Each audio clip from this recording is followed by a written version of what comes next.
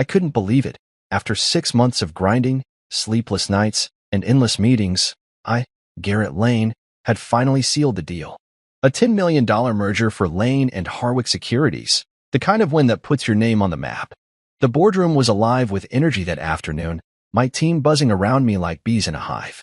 Someone popped a bottle of champagne, and the fizzy spray hit my jacket, but I didn't care. Laughter filled the air, glasses clinked, and my CFO, Mark, slapped me on the back so hard I nearly spilled my drink. "You did it, Garrett. You're a damn legend," he shouted over the noise. I grinned, soaking it in, but deep down, all I could think about was getting out of there. The victory felt good, sure, but I wanted to share it with the one person who mattered most, my wife, Tessa. She'd been my rock, or so I thought, through all the chaos of this deal. I pictured her waiting at home, her warm smile lighting up our quiet living room, and I knew that's where I needed to be. By the time I pulled into our driveway, the sun was dipping low, painting the sky orange and pink. I grabbed the heavy duffel bag from the passenger seat. It was stuffed with what I told myself was just paperwork, a placeholder for the real cash still locked in the company vault. I didn't want to deal with it tonight. The vault could wait until morning. Stepping inside, I called out, "Tessa, I'm home." She appeared from the kitchen, her dark hair tied up in a messy bun, wearing that soft gray sweater I loved on her. "Hey, big shot," she teased, her voice light and playful. I held up the bag, feeling a little proud, and said, "We did it. The merger's done. $10 million in the bank." Her eyes widened, and she let out a little squeal, throwing her arms around me. The smell of her lavender shampoo hit me, and for a moment, everything felt perfect. We sat on the couch, her legs curled up under her, and I told her about the day, the tense final meeting, the way the other side caved at the last second, how I bluffed my way through their counteroffer. She listened, nodding, her hand resting on mine. "You're incredible, Garrett," she said, and I believed her. I handed her the duffel bag, the weight of it making her grunt as she took it. "Just hold on to this for tonight," I said, brushing it off like it was no big deal. "I'll take it to the vault tomorrow. Too tired to mess with it now." She smiled that sweet smile of hers, the one that always made me feel like I could trust her with anything. "Of course," she said, leaning in to kiss my cheek. Her lips were soft, and I felt a warmth spread through me. She got up, carrying the bag to the hall closet, and tucked it behind some coats. "Safe and sound," she called back, and I chuckled, sinking deeper into the couch. The rest of the night was simple, exactly what I'd wanted. We ordered pizza, opened a bottle of wine, and watched some mindless TV show about home renovations. I kept stealing glances at her, thinking how lucky I was. 3 years married, and she still made my heart skip a beat. Sure, we'd had our rough patches lately, arguments about my long hours, her feeling neglected, but tonight felt like a reset, a celebration of us, not just the deal. Around 11, I yawned, my eyes heavy from the day. "I'm beat," I said, standing up and stretching. Tessa nodded, gathering the empty pizza box. "Go to bed. I'll clean up." I kissed her forehead, lingering there for a second, then trudged upstairs. As I brushed my teeth, I thought about the merger, the bag, the future. Everything seemed to be falling into place. I climbed into bed, the sheets cool against my skin, and drifted off, imagining tomorrow's headlines about my big win. Tessa would be proud, I told myself. She'd be right there with me, cheering me on. What I didn't know, what I couldn't have known, was that while I slept, dreaming of our life together, Tessa was already planning something else. That duffel bag wasn't just a placeholder to her. It was a ticket, and I'd handed it over without a second thought, trusting her like I always had.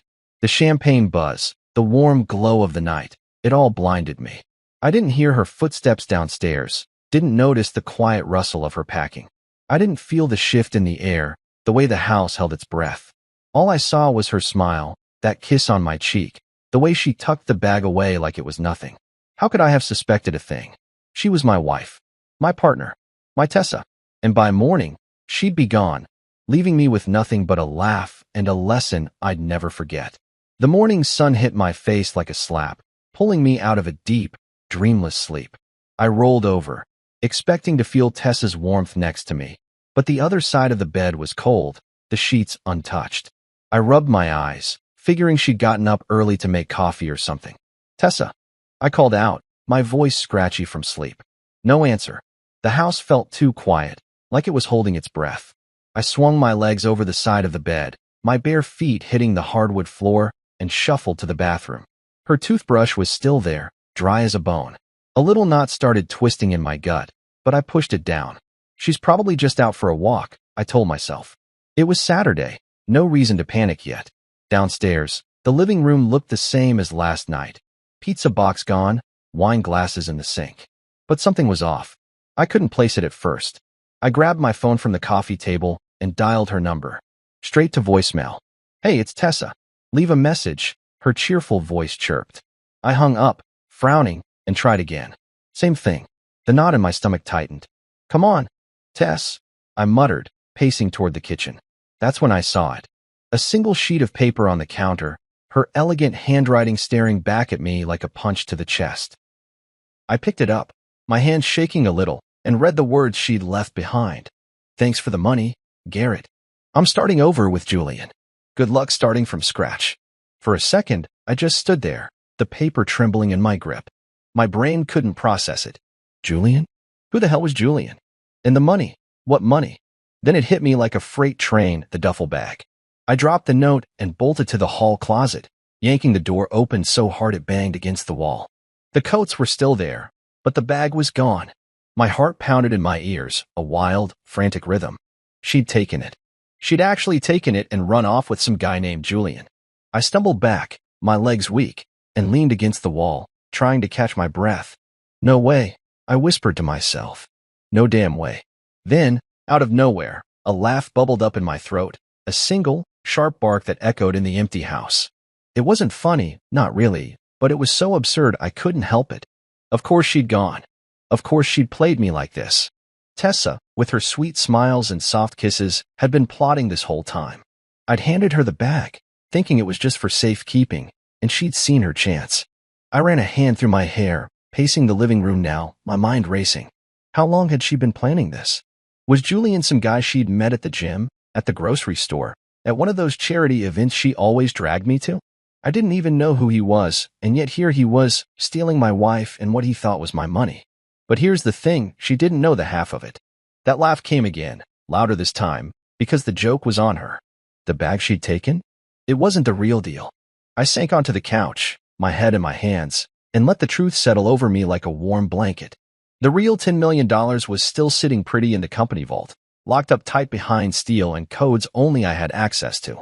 What I'd given her last night was a decoy, a heavy duffel stuffed with training binders, fake financial papers, and a little something extra I'd thrown in with Micah's help. A GPS chip, tiny and unnoticeable, tucked into the lining. Tessa thought she'd won, thought she'd cleaned me out and skipped town with her new boyfriend. But she didn't know I'd seen this coming, not the details, not Julian, but the cracks in us. We'd been off for months. She'd stopped asking about my day, started picking fights over nothing, my late nights, my focus on work. I chalked it up to stress, told myself we'd get through it after the merger. But looking back, the signs were there. The way she'd linger on her phone, the vague answers about where she'd been. I trusted her because I loved her, because I couldn't imagine her turning on me. And yet, here we were. I picked up her note again, rereading it, letting the words sink in. "Good luck starting from scratch," she'd written, like she'd left me with nothing. "Oh, Tessa," I thought, "you have no idea what you've walked into." I grabbed my phone again, this time dialing Micah Reyes, my best friend and the sharpest legal mind I knew. He picked up on the second ring, his voice groggy. "Garrett? It's, what, 7 in the morning. You okay?" I didn't waste time. "She's gone, man. Took the bag and ran off with some guy named Julian." There was a pause, then Micah let out a low whistle. "Damn. She actually did it." I could hear him sitting up, already switching into strategist mode. "You're not freaking out, though." "Why?" I smirked, leaning back on the couch. "Because she took the bait. The decoy's in play." Micah laughed, a real belly laugh that made me feel a little lighter. "You're a genius, you know that? What's the next move?" I stood up, walking to the window and peering out at the quiet street. Somewhere out there, Tessa and Julian were probably celebrating, thinking they'd hit the jackpot. "We let her run," I said, my voice steady now. "The GPS is active. I'll fire up the laptop and see where she's headed. You get your team ready. We're not chasing her. We're watching her." Micah was quiet for a second, then said, "You sure you're okay? This is your wife we're talking about." I swallowed hard, the sting of betrayal still fresh. She stopped being my wife the second she wrote that note, I told him. Now she's just a thief who doesn't know she's caught. I hung up and grabbed my laptop from the kitchen table, powering it on. The GPS software was already installed, a little gift from Micah's tech guy. A blinking dot appeared on the screen, moving fast, too fast for a car. She was on a plane, maybe, or a train. I didn't know yet, but I'd find out soon enough. I poured myself a coffee, the bitterness matching my mood, and settled in to watch. Tessa thought she'd played me for a fool, but she didn't know the game had just started. And I was holding all the cards. I sat there at the kitchen table, the laptop screen glowing in front of me, that little blinking dot taunting me as it moved across the map. Tessa was gone, and I still couldn't quite wrap my head around it. The coffee in my mug was going cold, but I didn't care. I was too busy staring at the GPS signal, watching her run off with that decoy bag and whoever this Julian guy was. My phone buzzed on the table, Micah's name lighting up the screen. I picked it up, not even bothering with a hello. She took the bait, I said, my voice calmer than I felt. Micah's laugh crackled through the line, loud and easy. I knew it, man. You sure know how to pick him, don't you? I smirked, despite the ache in my chest. Yeah, well, this one's on me. But she's not getting away with it. Micah was more than just my best friend. He was the guy who'd been with me through every messy step of building Lane and Harwick Securities. He'd helped me plan this little trap months ago, back when I first started noticing Tessa pulling away. It wasn't her leaving that I'd predicted, not exactly, just the chance she might try something. So, what's the deal with the bag? Micah asked, his tone shifting to business. I leaned back in my chair, glancing out the window at the empty driveway where her car used to sit. It's exactly like we set up. Training binders, fake financial docs, and that GPS chip you got from your guy. The real cash, $10 million, is still locked up in the vault. She's got nothing but a pile of paper and a tracking device. He let out a low whistle. You're cold, Garrett. Ice cold. I love it. I didn't feel cold, though, not yet. I felt raw, like someone had ripped a bandage off a wound I didn't know I had. Tessa's note was still on the counter, her handwriting looping across the page like a signature on a confession. I picked it up again, rereading it for the third time that morning. Thanks for the money, Garrett. I'm starting over with Julian. Julian. The name burned in my brain, a faceless shadow I couldn't pin down.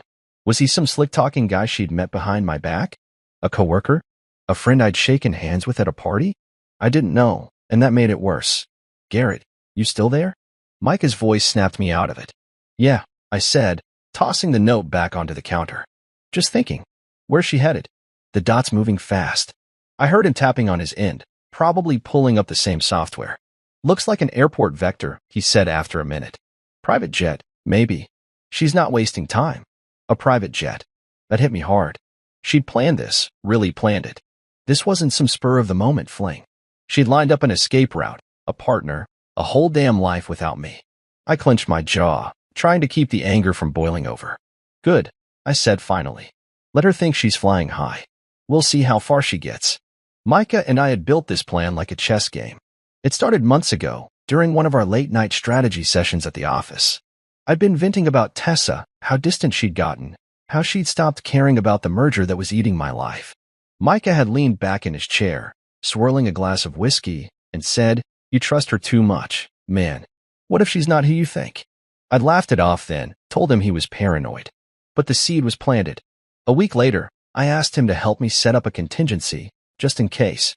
We filled a duffel bag with junk, made it look legit with some forged docs, and added the GPS chip.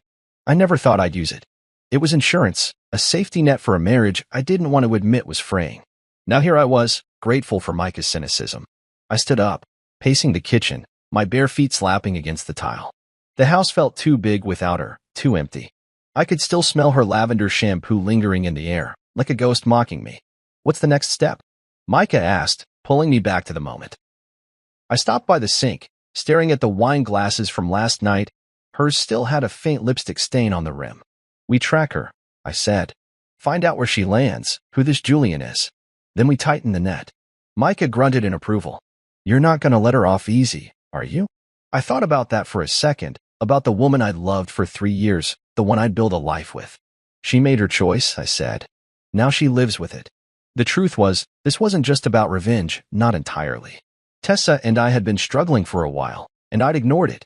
buried myself in work instead of facing it. The late nights, the arguments, the way she'd look at me sometimes like I was a stranger. I'd seen the signs but didn't want to believe them. I convinced myself the merger would fix us, that once I had time again, we'd be okay. But betrayal? That was a line I didn't expect her to cross. Not like this, not with a smug little note and a bag she thought was full of my money. I turned back to the laptop, the dot still blinking, moving farther away from me every second. She thought she'd won, thought she'd left me broken. But she didn't know I'd been ready for this, not her leaving, but her trying to take me down. Micah, I said, my voice steady now, get your tech guy on this. I want updates every hour. And pull whatever you can on a Julian, anybody she might have crossed paths with. Friends, colleagues, anything. He didn't miss a beat. On it.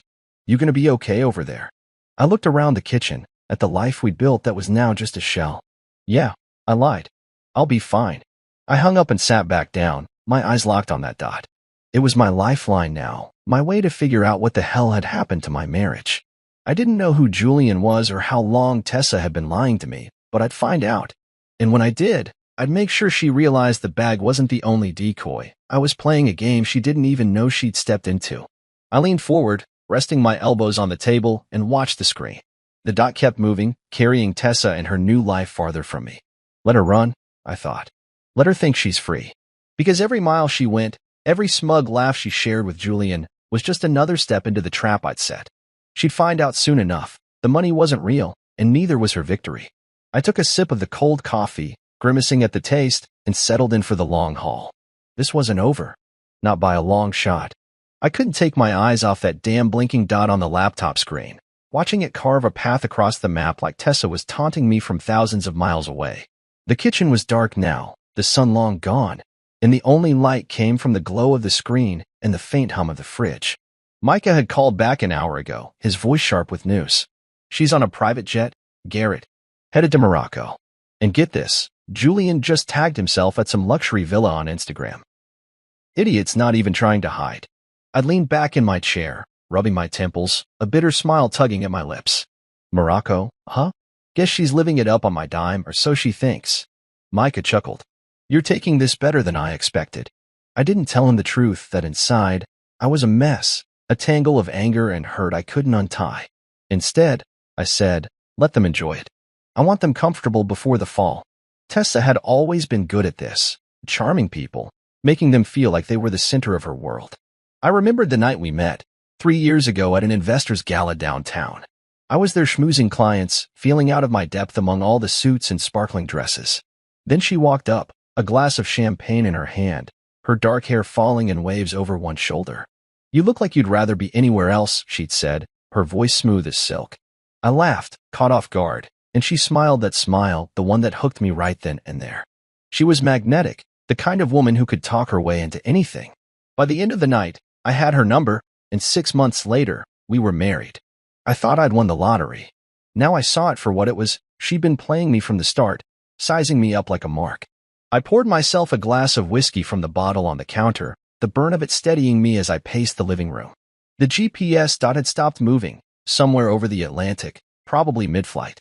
Micah's tech guy had confirmed the jet's trajectory, and I could picture her up there, sipping something expensive, laughing with Julian like they'd pulled off the heist of the century. The thought made my stomach twist. Who was this guy? Some smooth-talking con artist she'd met behind my back? A lover she'd been hiding? I didn't have answers yet, but I'd get them. For now, all I could do was wait, and that waiting was driving me crazy. I sank onto the couch, the same spot where we'd sat last night, her legs tucked under her, that duffel bag between us. She'd been so convincing, her excitement about the merger, the way she'd kissed my cheek when I handed her the bag. Safe and sound, she'd said, tucking it away. I'd bought it, every word, because I wanted to believe in us. But looking back, it was all too perfect. She'd known exactly what to say, how to play the loving wife while she plotted her exit. And me? I'd been too tired, too wrapped up in my own victory, to see through it. The whiskey burned my throat again, and I set the glass down hard on the coffee table. You're a fool, Garrett, I muttered to myself. A damn fool. Micah's voice echoed in my head, his update about the burner phone we'd slipped into the bag. It wasn't just the GPS chip giving us eyes on her. That phone was encrypted, a little trick we'd cooked up to monitor her calls, her texts, anything she did once she landed. She's got no idea, Micah had said, almost giddy about it. They'll use it, and we'll hear everything. I'd nodded along, impressed by his foresight. But now, sitting here alone, it felt less like a win and more like a lifeline. I needed to know what she was saying, what she was thinking. Was she laughing at me? Bragging about how easy it was to take me down? Or did she feel anything at all, guilt, maybe, or doubt? I doubted it. Tessa didn't do doubt. She was all in, always had been. I thought about Morocco that Villa Julian was flaunting online. I pulled up his Instagram on my phone, scrolling through the post Micah had mentioned. There it was, a photo of a sprawling white house with a pool, the ocean glittering in the background. New beginnings, the caption read, tagged with some location in Marrakesh. The guy had dark hair, a cocky grin, and a tan that screamed money, or at least the illusion of it. I didn't recognize him, but that didn't mean much. Tessa had a whole life I didn't know about, apparently. I tossed the phone onto the cushion next to me, my hands clenching into fists. They were probably there by now, unpacking that bag, dreaming up their next move. Let them, I thought. Let them dig their hole deeper. The plan was simple, and it was mine, all mine. Micah had helped with the details, but the idea came from me, born out of those late-night doubts I'd buried for months. I told myself it was paranoia, that Tessa wouldn't betray me, but I'd set up the decoy anyway. Now it was paying off. The bag wasn't just a trick, it was a test, and she'd failed spectacularly.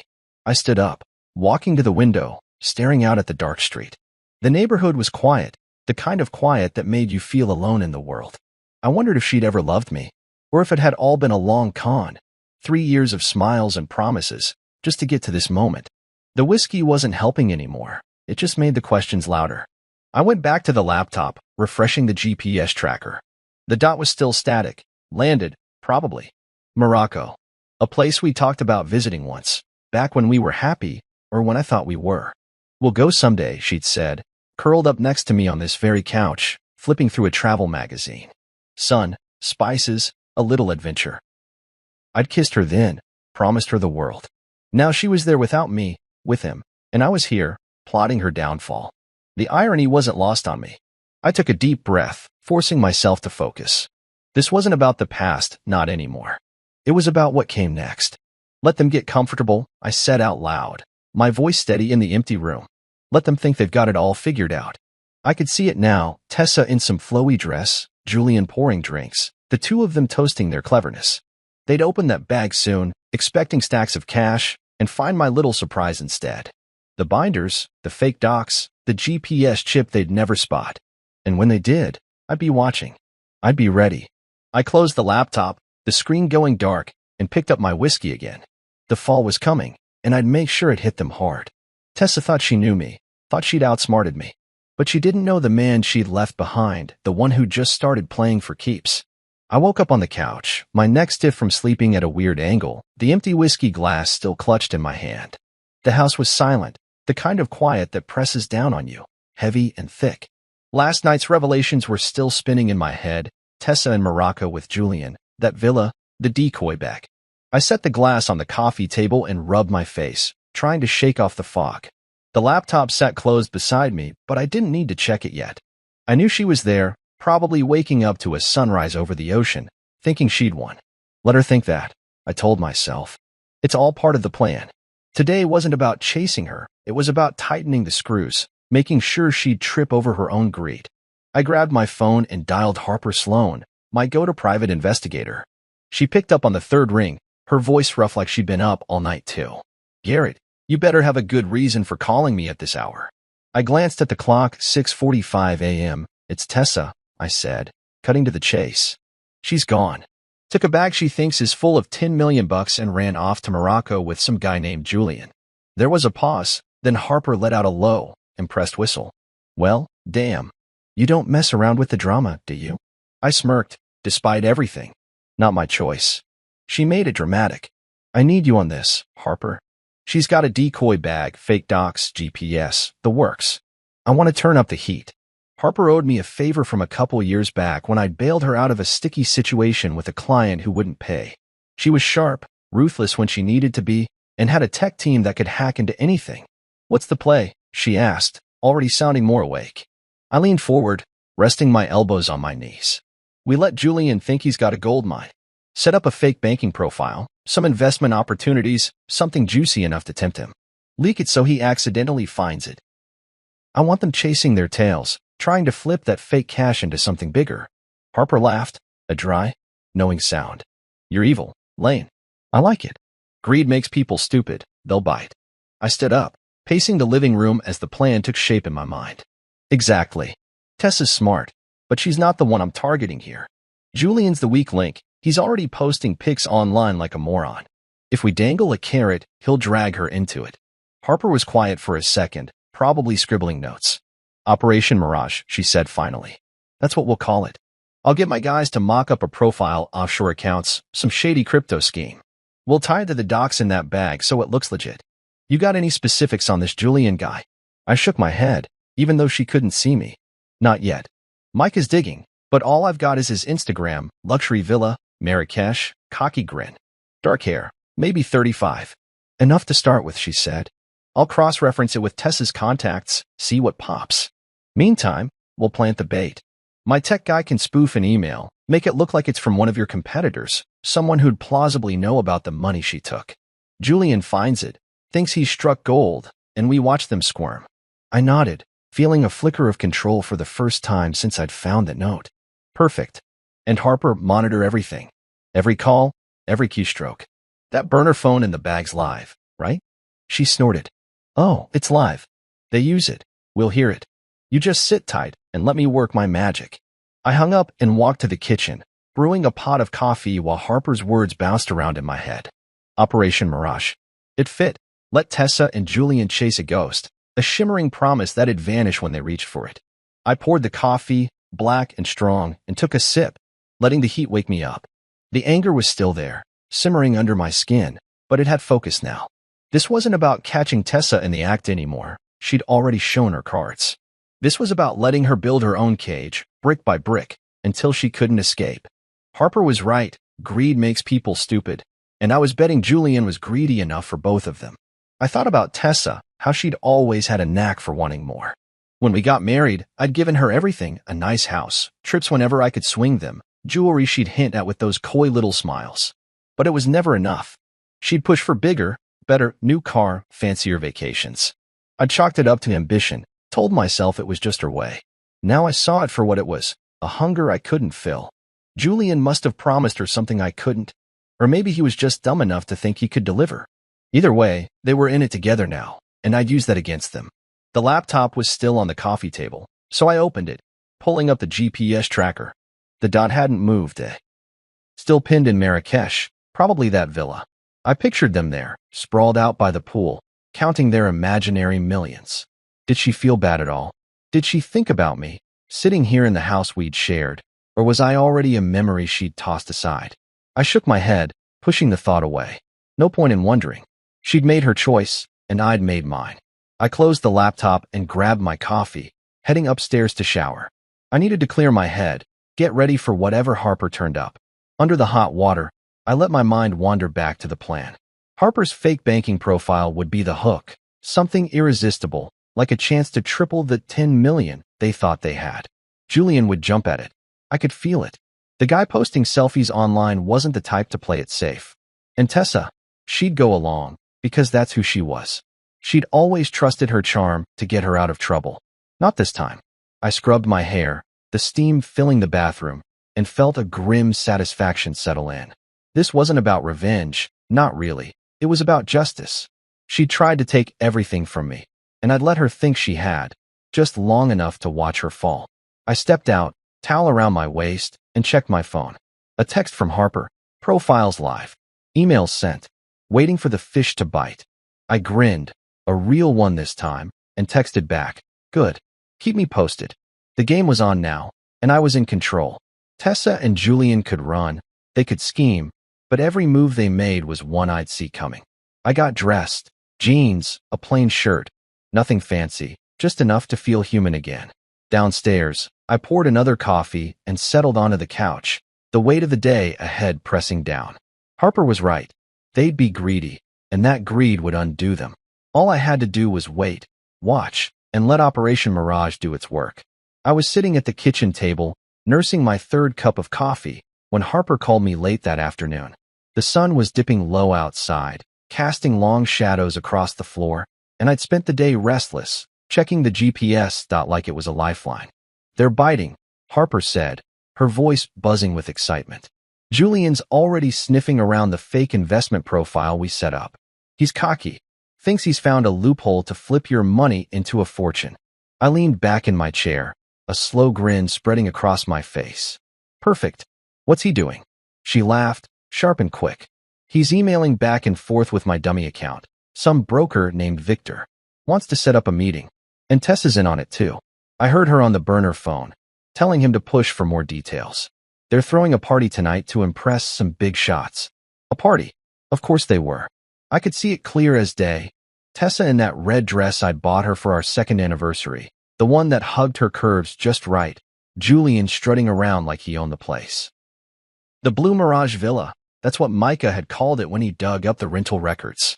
A sprawling place with a pool and a view, perfect for showing off. "They're moving fast," I said, swirling the coffee in my mug. Harper snorted. "Greed doesn't wait, Garrett. We've got eyes on them. Me and Micah are going in tonight. I'm posing as Brooke, a VC rep, and he's my associate. Live feed set up. You ready to watch?" I stood up, pacing to the window. "Yeah, send me the link. I want to see every second of this." By the time night rolled around, I'd moved to the living room, laptop open on the coffee table, a beer in my hand instead of whiskey. I needed a clear head. The feed popped up, grainy at first, then sharp as Harper's hidden camera adjusted. There they were, Julian in a white linen shirt, Tessa in that damn red dress, mingling with a crowd of tanned, wealthy-looking types. The villa was all white walls and glass, the pool glowing blue under string lights. Music thumped faintly through the speakers, and I could hear laughter, clinking glasses, the buzz of a party in full swing.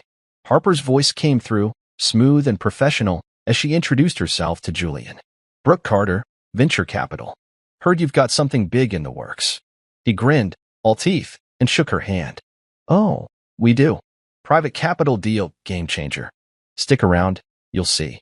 I watched Tessa glide through the room, her smile dazzling as she worked the guests. She'd always been good at this, making people feel special, drawing them in. It's how she got me back at that gala 3 years ago. Now she was using it on these strangers, these would-be investors who had no idea they were being sold a lie.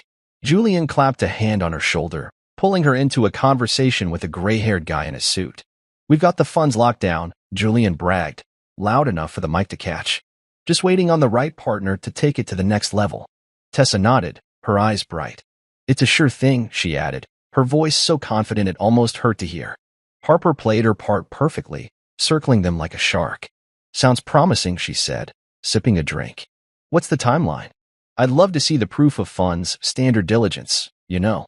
Julian waved a hand, casual as anything. "Oh, we've got it covered. Tessa, why don't you show them?" My heart kicked up a notch as Tessa smiled and excused herself, disappearing off-screen for a moment. I leaned closer to the laptop, the beer forgotten in my hand. This was it, the moment they'd open the bag, the moment their little fantasy would start to crack. The camera shifted as Harper adjusted her position, following Tessa back into the frame. She was carrying the duffel bag, the same one I'd handed her 2 nights ago, her fingers wrapped around the strap like it was her ticket to freedom. "Here we go," Micah muttered through the feed, his voice low. He was off to the side, pretending to check his phone, but I knew he was watching just as closely as I was.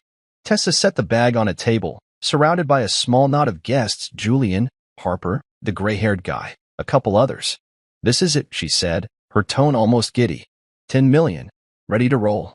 She unzipped the bag with a flourish, pulling out the top layer of fake financial docs we'd stuffed in there. Julian peered over her shoulder, nodding like he knew what he was looking at. "See? Solid as a rock," he said, handing a page to the gray-haired guy. But then Tessa reached deeper, her brow furrowing as she pulled out a training binder, one of those old Lane and Harwick manuals we'd used for new hires. "What's this?" she muttered, flipping it open. The room went quiet, the chatter dying down as she dug further, pulling out more binders, a stack of fake check stubs, and then, there it was, a note taped to the bottom of the bag. My note. I'd written it months ago, back when Micah and I set this up, half as a joke, half as a warning. Tessa unfolded it, her face paling as she read the words aloud, her voice shaking. "You always said you wanted to start over. Now you can, with nothing. Gee. Julian snatched it from her, his grin fading fast. What the hell is this? He snapped, rifling through the bag himself.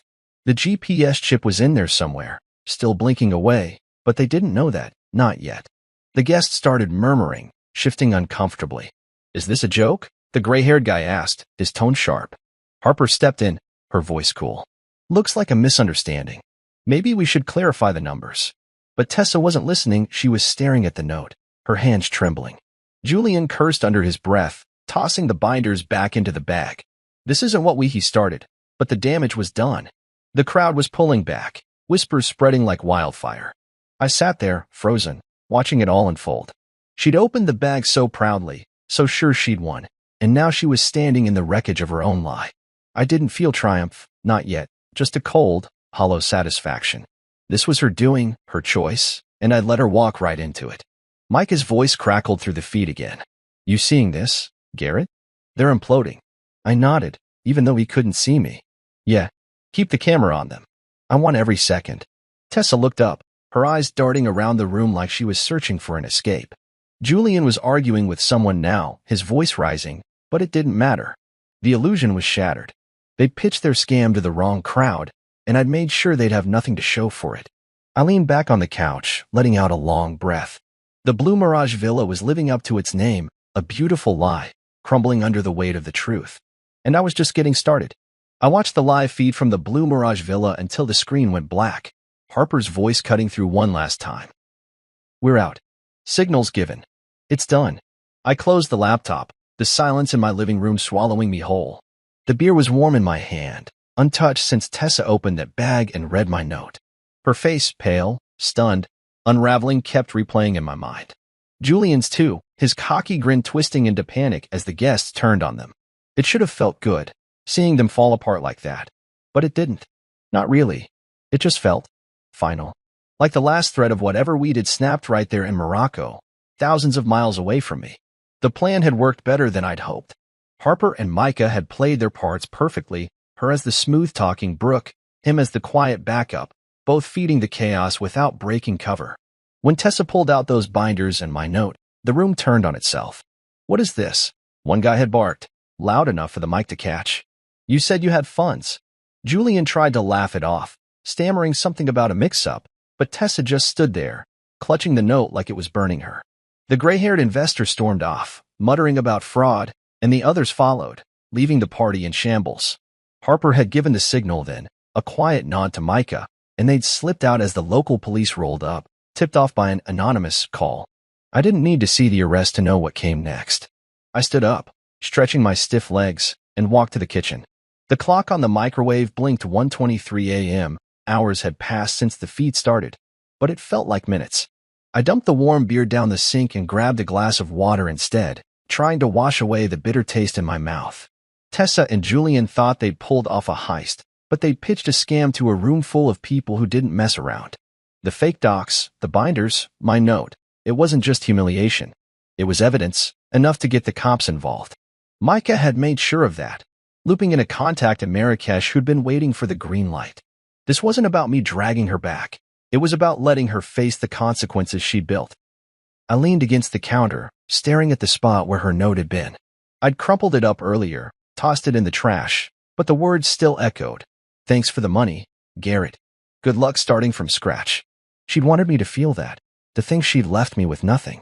But she didn't know the bag was a decoy, didn't know I'd been steps ahead. The real $10 million was still safe in the vault, and now she was the one with nothing, stuck in a foreign country, her big plan blown to pieces. I took a sip of water, the cold shocking my system, and wondered what she was thinking right now. Was she cursing me? Blaming Julian? Or just sitting there, realizing she'd lost? My phone buzzed on the table, pulling me out of my thoughts. It was Micah. You still up? He asked when I answered, his voice rough from the night.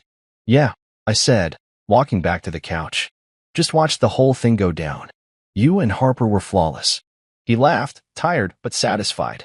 Man, you should have seen it in person. When she read that note, I thought she'd faint. Julian tried to run, tripped over a chair, made it about 10 feet before the cops grabbed him.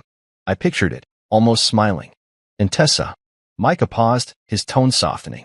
She didn't move, just stood there, staring at the bag like it had betrayed her. Police took her too. They're both in custody now. I nodded, sinking into the cushions. Good. That's what I wanted.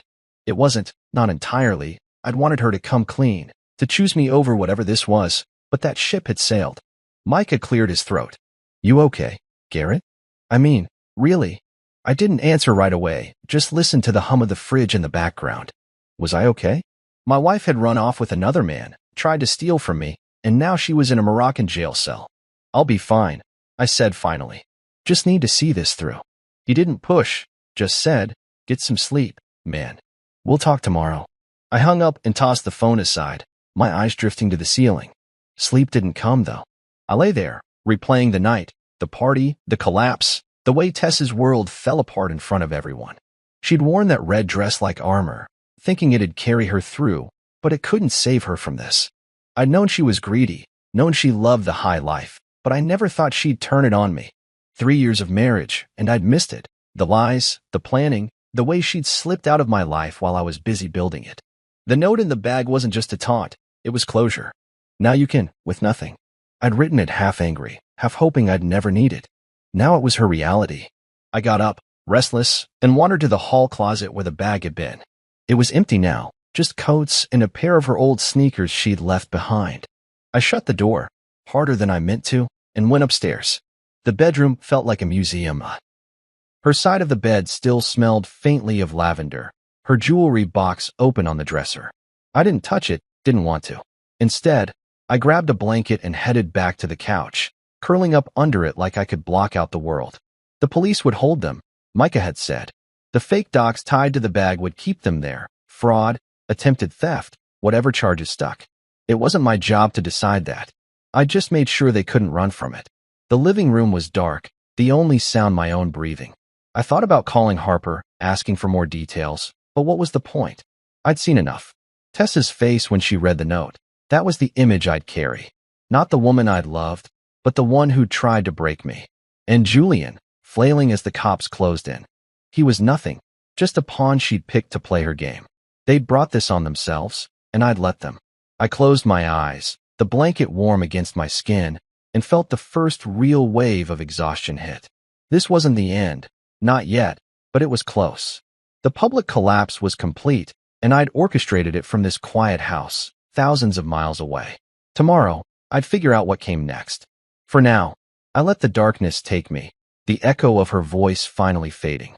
I didn't sleep much that night, just drifted in and out on the couch, the blanket tangled around my legs. By the time the sun peeked through the blinds, I was already up, staring at the ceiling. Tessa's face from the live feed burned into my brain. Micah's call about her and Julian in custody had settled something in me. Not peace, not yet, but a kind of grim resolve. She tried to take everything, and I turned it back on her. Now I had to face her, one last time. A few days later, Micah arranged it, a meeting in a small private office at a police station in Casablanca. You sure about this? He'd asked over the phone, his voice cautious. You don't owe her anything. I'd nodded to myself, staring out the kitchen window. I know, but I need to see her. Need to hear what she says. The flight to Morocco was a blur. 10 hours of stale air and bad coffee, my mind churning the whole way. I landed in Casablanca late afternoon, the heat hitting me like a wall as I stepped off the plane. Micah met me at the airport, his suit wrinkled from travel, but his grin was sharp. You look like hell, he said, clapping me on the shoulder. Feel like it too, I muttered, tossing my bag into his rental car. We drove straight to the station, the city flashing by, dusty streets, honking taxis, vendors shouting over each other. It didn't feel real, like I was stuck in someone else's story. But this was mine, and Tessa was waiting.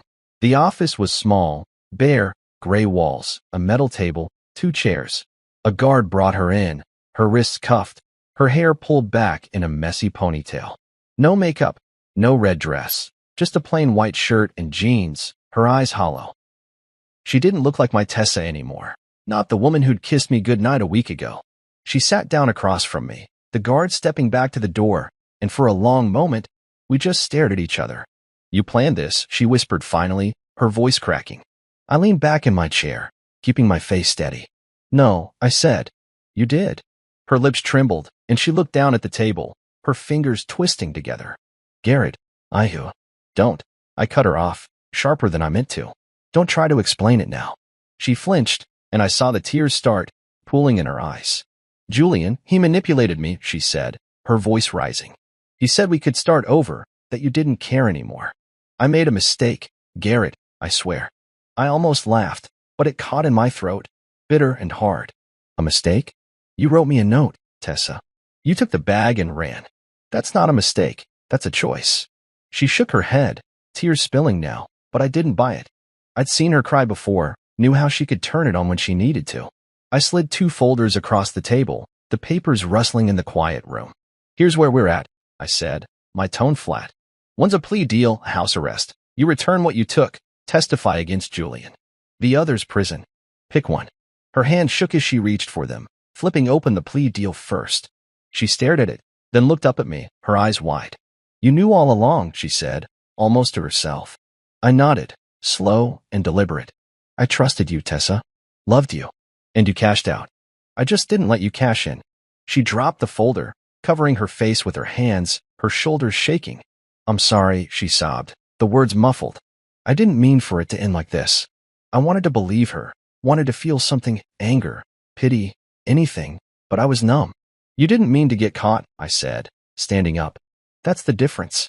She looked up at me, her face streaked with tears, and for a second, I saw the woman I'd married, vulnerable, beautiful, lost. But it wasn't real, not anymore. Why'd you do it? I asked, the question slipping out before I could stop it. She wiped her eyes, taking a shaky breath. I felt trapped, she said. You were always working, always gone. Julian, he saw me. He listened. I thought I could have something new. I clenched my jaw, the words hitting harder than I expected. You could have talked to me, I said. Instead, you stole from me. She didn't have an answer for that, just sat there, staring at the folders like they were her lifeline. I turned to the guard, nodding for him to take her back. Choose quick, I said over my shoulder. I'm not waiting around. She called my name as the door opened, but I didn't look back. The hall outside was narrow, the air thick with dust and sweat, and Micah was waiting by the exit, leaning against the wall. How'd it go?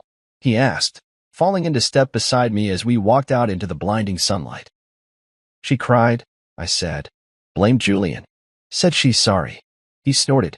Figures. You buy it. I shook my head. Not for a second. We climbed into the car, the leather seats hot from the sun, and Micah started the engine. She'll take the plea, he said, pulling onto the road. Her lawyer's already sniffing around. Julian's toast either way, he's got priors, no leverage. I stared out the window, the city blurring past. Good, I muttered. Let them sort it out. Micah glanced at me, his hands tied on the wheel. You didn't have to come here, you know. Could have let me handle it. I shrugged. Needed to see her. Needed to know why. He didn't push, just drove, the hum of the engine filling the silence. I thought about her excuse, feeling trapped, ignored. Maybe there was truth in it. I'd been buried in the merger, coming home late, brushing off her complaints. But that didn't justify this. She'd had a choice, and she picked Julian, picked the bag, picked a lie over me. Seeing her in that room, broken and desperate, didn't change that. It just made it real. I trusted her with everything, my heart, my life, and she'd thrown it back in my face. The confrontation wasn't about forgiveness. It was about closing the door. Back at the hotel, I stood on the balcony, the city sprawling out below me, lights flickering in the dusk. Tessa was still in that cell, probably signing the plea deal by now. Julian was done, his big talk landing him nowhere. And me? I was here, alone, but not empty.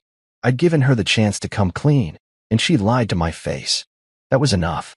I took a deep breath, the warm air filling my lungs, and felt the weight start to lift, just a little. Tomorrow, I'd fly home, leave this mess behind. For now, I watched the skyline, the chapter ending, and knew I'd walk away stronger than she ever would. I landed back in the States 2 days later, the jet lag hitting me like a truck as I stepped off the plane into the gray drizzle of the airport. Morocco felt like a fever dream, Casablanca, Tessa's tears, the police station, all of it fading into the background as I dragged my bag through the terminal. Micah had stayed behind to wrap up the legal loose ends, promising to keep me posted, but I was done with that part.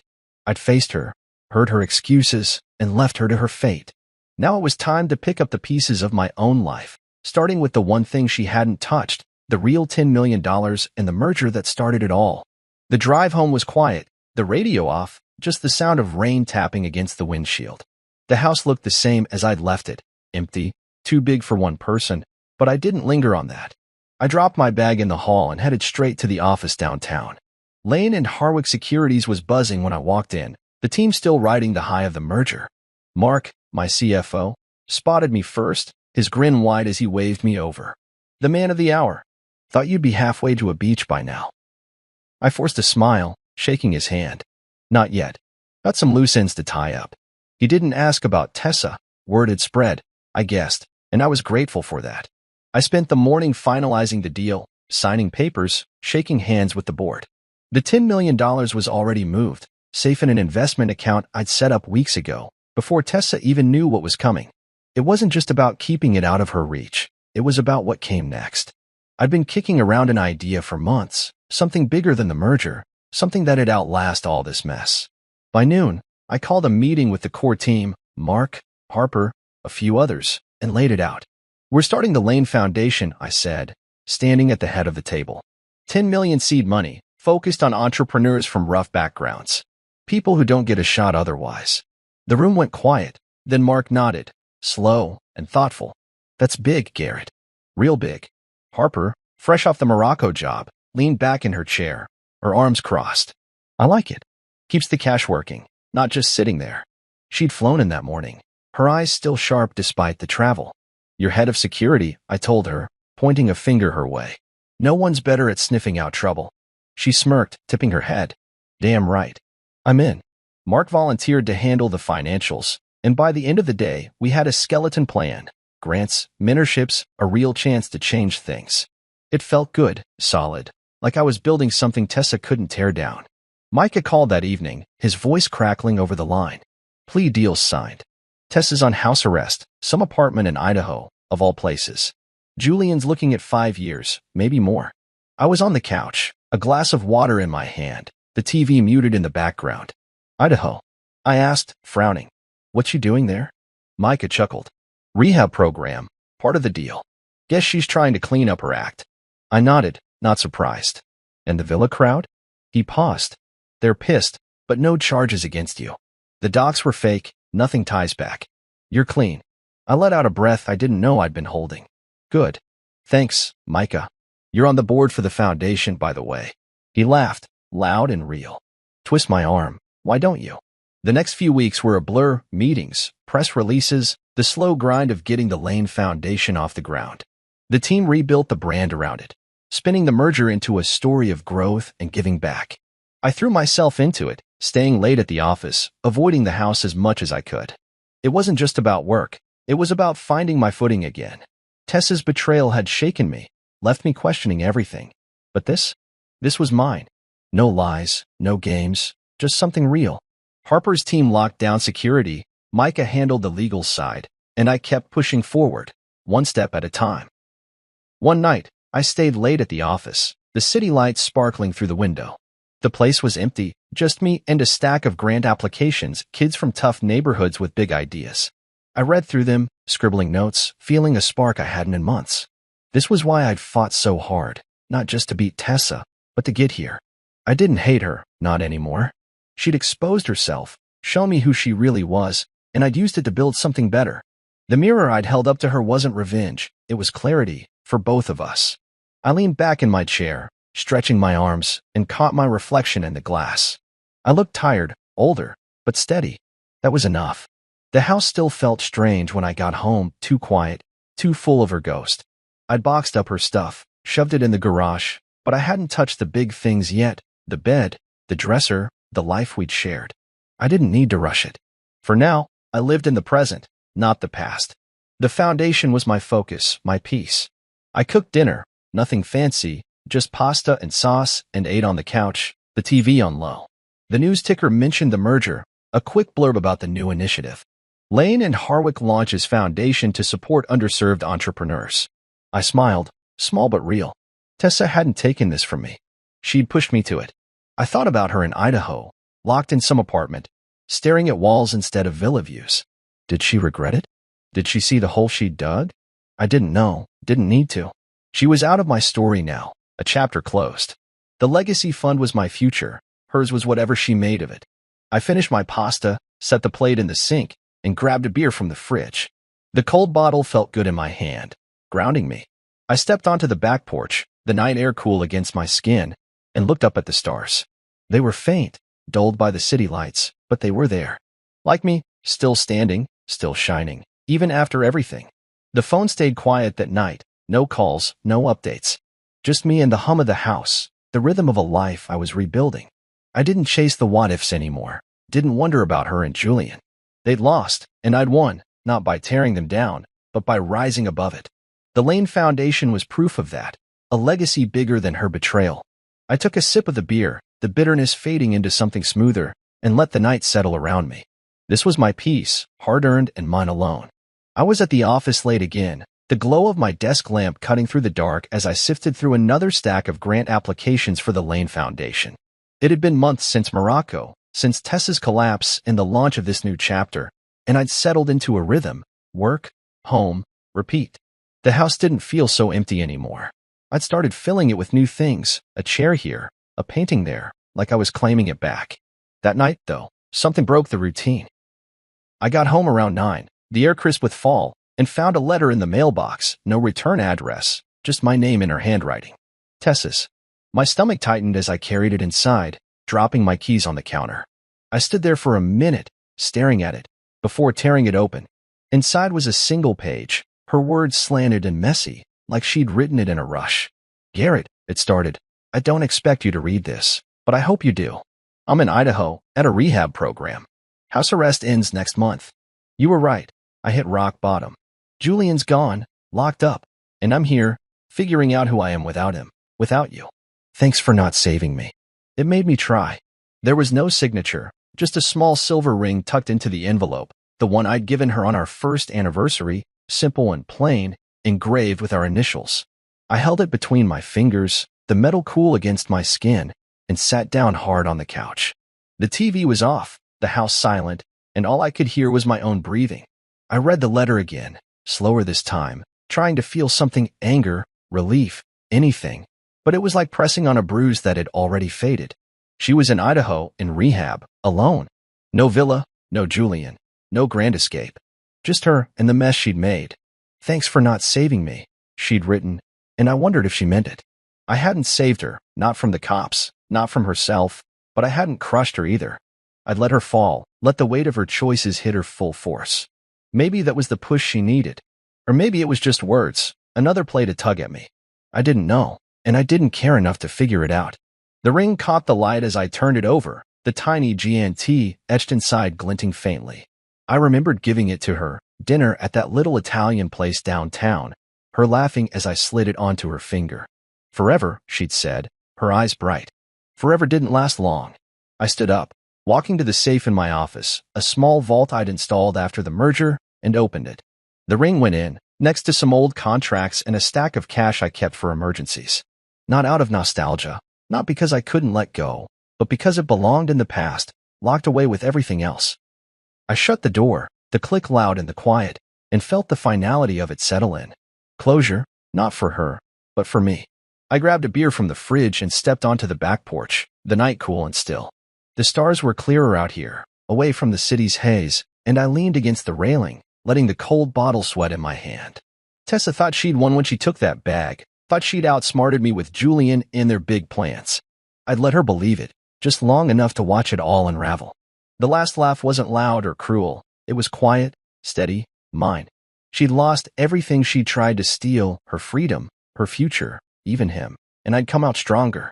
The Lane Foundation was proof of that, humming along, changing lives while she sat in some drab apartment, piecing hers back together. I took a sip of the beer, the bitterness sharp on my tongue, and thought about how it had played out. The decoy bag, the GPS, Harper's fake profiles, all of it had worked like clockwork. She'd opened that bag at the villa, so sure she'd hit the jackpot, and found my note instead. "Now you can," with nothing. I hadn't written it to gloat. I'd written it to end it. And it had. Julian was in prison, his cocky grin locked behind bars, and Tessa was in rehab, her charm useless against the reality she'd built. I didn't need to chase them, didn't need to scream or fight. I just stepped back and let them fall, and that was the real victory. The porch creaked under my feet as I shifted, looking out at the yard, dark, overgrown, neglected since she left. I'd get to it eventually, maybe plant something new. The foundation was my focus now, but the house could be too. A fresh start, not from scratch like she'd wished me, but from strength. I'd rebuilt the company, turned the merger into something bigger, and I'd rebuild this too. Tessa's letter didn't change that. It was a footnote, a last whisper from a life I'd left behind. I didn't hate her, not anymore. She'd shown me who she was, and I'd shown her who I could be. That was enough. I finished the beer, the bottle empty in my hand, and went back inside, locking the door behind me. The letter stayed on the counter, the ring safe in the vault, and I headed upstairs. The bedroom didn't feel like hers anymore. I'd swapped the sheets, moved the furniture, made it mine. I climbed into bed, the mattress firm under me, and closed my eyes. Sleep came easier these days, the weight of her betrayal lighter with every step I took forward. The foundation was growing, applications pouring in, and I had a team of Harper, Micah, Mark, keeping it real. Tessa was out there, starting over with nothing, just like I'd promised. I didn't need to save her, didn't need to punish her. She'd done that herself. The next morning, I'd wake up, make coffee, head to the office. Life would go on, steady and sure. The last laugh wasn't about her losing, it was about me winning, not with vengeance, but with purpose. I'd let her think she'd taken it all, let her run with that illusion, and when it crashed, I was already building something better. The ring in the vault, the letter on the counter, they were relics, not regrets. I rolled over, the darkness soft around me, and let it go. She'd lost everything she stole, and I'd gained everything she couldn't touch. That was the end of it, and I was good with that.